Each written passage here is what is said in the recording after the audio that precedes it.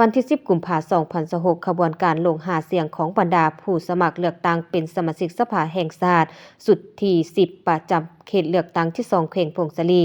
ลงเคลื่อนไหวเสนอตัวและโฆษณาหาเสียงอยู่เมืองสัมพันธ์ซึ่งเป็นเมืองที่ 2 และเป็นจุดทำอิฐของเมืองสัมพันธ์ในการลงโฆษณาหาเสียงโดยการนำพาของทานพลตรีสมพรมิตรพลกรรมการศูนย์กลางพรรคเลขาพรรคแขวงพงศลีผู้สมัครรับเลือกตั้งสมาชิกสภาแห่งชาติสุดที่ 10 นำเบอร์ 1 ประจำเขตเลือกตั้งที่ 2 แขวงพงศลีพร้อมด้วยบรรดาทานผู้สมัครสมาชิกสภาแห่งชาติจำนวนทั้งหมด 9 ท่านหญิง 2 ท่าน โดยการต้อนรับของทานนุชสัญญวงศ์รองเลขาพรรคเมืองประธานคณะกรรมการปกครองเมืองพร้อมด้วยคณะการนำคันเมืองพนักงานราชการทหารตำรวจอ้อมข้างเมืององค์การปกครองบ้านตลอดฮอดประชาชนผู้มีสิทธิ์ปลดบัตรเลือกตั้ง2 บ้านคือบ้านนาไสและบ้านนาเข้าร่วมรับฟังอย่างหลากหลาย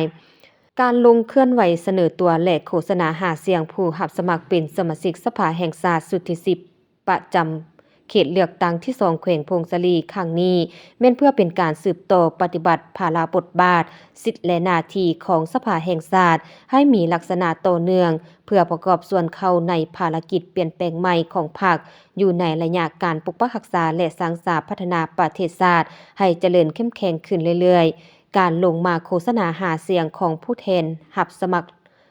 เลือกตั้งเป็นสมาชิกสภาแห่งชาติสุดที่ 10 ครั้งนี้แม้นเป็นเหตุการณ์การเมืองเหตุการณ์ประวัติศาสตร์ที่สำคัญที่สุดของระบอบประชาธิปไตยเพื่อให้ประชาชนได้มีโอกาสใช้สิทธิ์เลือกเอาผู้แทนของตนไปดำรงตำแหน่งอยู่ในสภาเป็นองค์การตัวแทนแห่งสิทธิและผลประโยชน์อันชอบธรรมของประชาชนลาวบรรดาเผ่าเลือกเอาผู้ที่มีความรู้ความสามารถมีมาตรฐานเงื่อนไข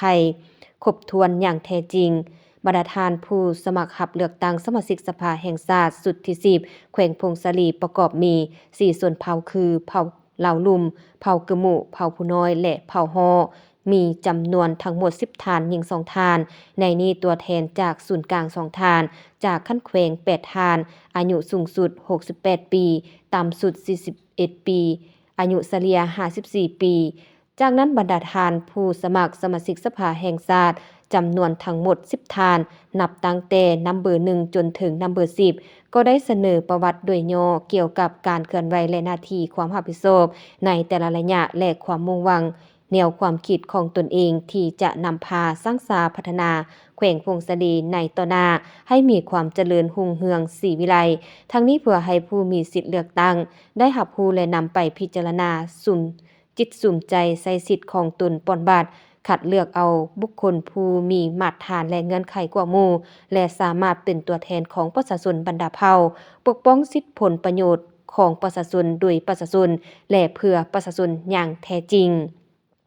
พร้อมกันนั้นผู้รับสมัครเป็นสมาชิกสภาแห่งชาติสุดที่ 10 ประจำเขตเลือกตั้งที่ 2 แขวงพงศลียังได้ให้คำมั่นสัญญาว่าถ้าหากได้เลือกเข้าเป็นสมาชิกสภาแห่งชาติที่ 10 เมนพร้อมแล้วที่จะปฏิบัติตามสิทธิและหน้าที่ภาระบทบาทของตนเองในฐานะเป็นตัวแทนแห่งสิทธิผลประโยชน์ของประชาชนและจะนำเอาบรรดาปัญหาต่างๆของประชาชนอยู่ท้องถิ่นเสนอต่อกองประชุมสภาแห่งชาติแต่ละสมัยพร้อมนั้นก็ยังจะได้เสนอและปรับปรุงแก้ไขบรรดานิติกรรมกฎหมายต่างๆพิจารณาตกลงปัญหาต่างๆของชาติของท้องถิ่นสำหรับเมืองสัมพันธ์มีจุดปอนบัตรเลือกตั้งสมาชิกสภาแห่งชาติสุดที่ 10 และสภาประชาชนแขวงสุดที่ 5 รวมมี 33 จุดปอนบัตรมีตู้ปอนบัตรเคลื่อนที่ 62 หน่วยผู้มีสิทธิ์ปอนบัตรทั้งหมด 12,416 คนหญิง 5,835 คนการลงเสนอตัวและโฆษณาหาเสียงผู้รับสมัครเป็นสมาชิกสภาแห่งชาติแม้นจะได้ลงอยู่ 7 เมืองทั่วแขวงดำเนินไปฮอดวันที่ 21 กุมภาพันธ์ 2026 จึงจะสำเร็จ